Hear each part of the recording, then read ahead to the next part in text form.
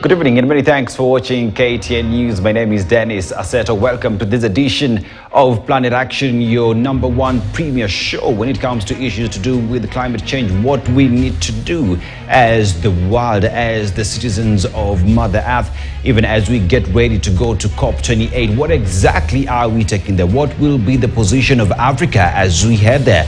And even most importantly, when we talk about emissions, we have fossil fuels and green fuels. Which way should we be going? And even as we have this discussion, just how best can we tap on that renewable energy?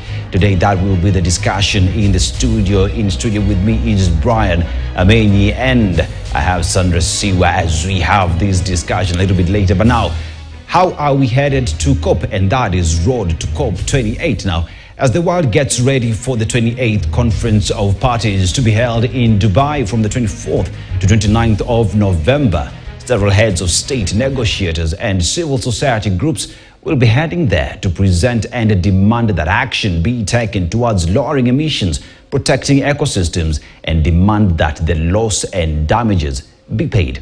But even as days approach, just what is the African position on climate change? Here's that report. In Nairobi for the Africa Climate Summit earlier this year, the meeting saw several heads of state and different stakeholders engage in what would culminate to be the Nairobi Declaration, a document that holds Africa's position on climate change. Africa Climate Summit is both a demonstration of the unwavering collective commitment of the people of Africa to their vision to make humanity's first home here in Africa a land of abundant potential. The document saw African leaders call for urgent action by developed countries to reduce carbon emissions, propose a new financing mechanism to restructure Africa's crippling debt, and unlock climate funding. The Nairobi Declaration was adopted to be the basis for Africa's common position. Emissions remain the most important and sensitive issue when talking about climate change, and as such, the world must find a way to address this.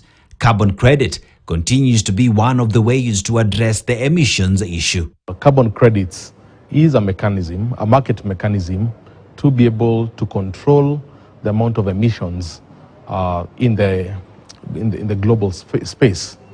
The thinking around it is if you can create a cap and trade mechanism, meaning that those people who are emitting can be disincentivized by having a cap, and they'll have to purchase or make payments, then it creates an incentive for people to be able to control how much they emit. It's a concept that has been there since the Kyoto summit, and it has gained traction. And I think African countries who are the least contributors are looking at it as an opportunity for them to be able to also generate a much needed revenue. Aside from negotiating for better terms and carbon credits, Africa must push for climate financing, an area that has seen promises made but little to no action done. And yes, indeed, our journey to COP